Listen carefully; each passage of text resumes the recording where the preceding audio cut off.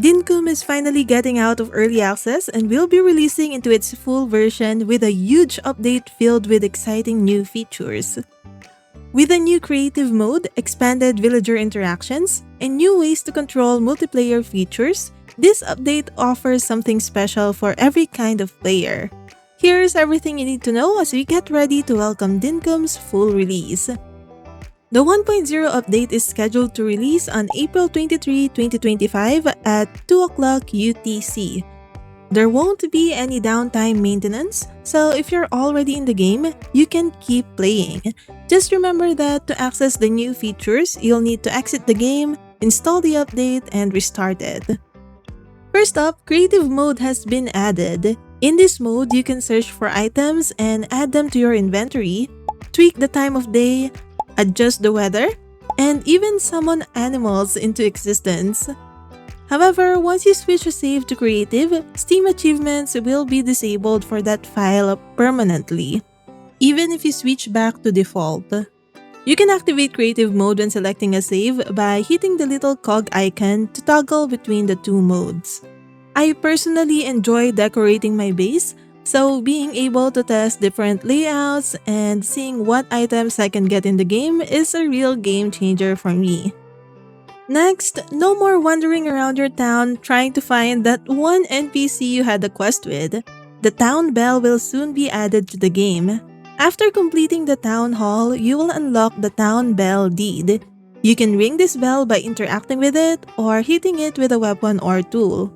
Once you do, all players currently on the island will be able to see an icon for each villager on their map for 30 seconds. If you've been hoarding bugs for the museum or NPC quests, you'll soon have another use for them. A new structure called the Bug Terrarium unlocks once you reach level 30 in bug catching. You can place butterflies, moths, and spiders into the terrarium to create cocoons, which can then be spun into silk using the spinning wheel. We may need to use silk to build some of the new furniture and decorations that will come with the update. Then, the guest house limit will be increased from 3 to 4, and now you can rent them out. Purchase a rental sign from John's Goods, place it on the door of a guest house, and one of 4 brand new villagers will move in the next day. Rent is calculated based on the house's interior decoration score, which can be checked by interacting with the sign. It is not yet clear how this interior decoration score will be computed, and I'll definitely have fun testing different things out. This also encourages me to do more interior decorating for my own house. Rent will be paid every Wednesday and left on a small counter inside the guest house. You can remove a house from the rental pool anytime by taking down the sign.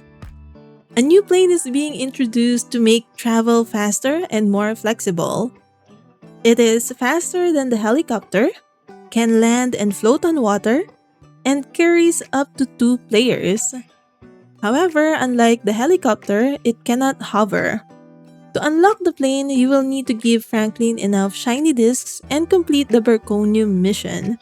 If you've already done this, you may need to offer Franklin at least 1 more shiny disc for him to discover the recipe. Next, the villagers are getting a major upgrade. They will now have their own inventories that you can access while hanging out with them.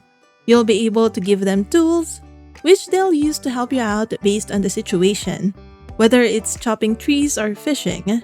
Even more helpful, if you pass out while you're with a villager, they can now revive you. This is a great quality of life improvement, especially for solo players. Previously, only other players could revive you in multiplayer.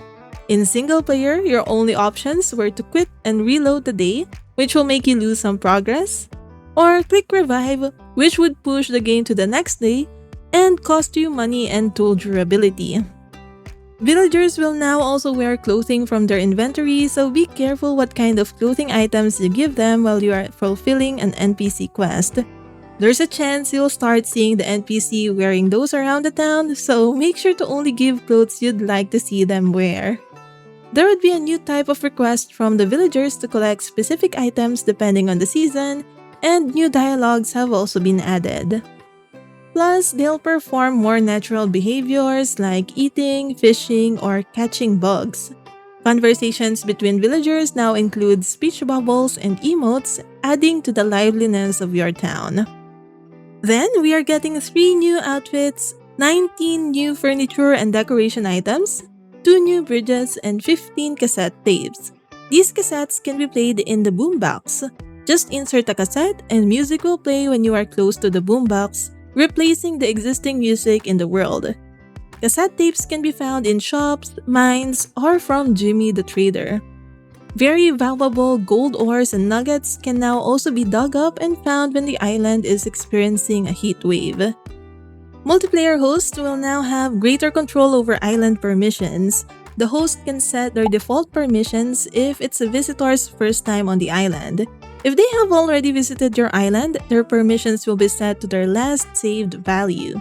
Permissions include access to the creative toolbar, chests, item drop or pickup, home decorating, terraforming, interactions with farm animals, and vehicle usage. That's not all. Visiting players can now see farm animals in the animal book, making it easier to keep track if your animals have been pet or fed even when you're not the host. Recipe-related quests like the nail and crate recipes are now completable by visitors too. Me and my friend always wanted these basic recipes to be available for everyone on the island. Relationship quests such as John's recycling bin and Rain's plant book can also be completed while visiting. However, any quests tied directly to town progression or building placement like getting John to move in or unlocking the town hall will still remain host only. I really like the amount of control we will get to have as hosts of our own islands. This will make playing with other people less stressful, especially if you're playing with strangers. This will definitely make me less hesitant to open my island for tours and possible minigames. Animals can now get dirty or sick. Dirty animals will have brown dust clouds, while sick animals will have green particles. Sick animals do not produce drops. Keep them clean with an animal brush, which you can get from Irwin, or build an animal shower using a workbench. Instead of getting a recycling bin from John after you've reached about 4 hearts with him, you will now learn the recipe for it. You can craft and place multiple bins on your island, but only one will have a chance to contain something new each day. Items are cleared from all the recycling bins every Thursday, so make sure to check them before that. Lastly, pergolas and festoons have been improved. You can now decorate the space beneath them, excluding the corners, and they can overlap for more detailed designs. Additionally, food can now be eaten inside buildings. This will be a massive update with tons to explore. If you are picking up the game for the first time or jumping back in after a break, you might want to watch this next video for some beginner tips to help you get started. Consider subscribing for more Dinkum content.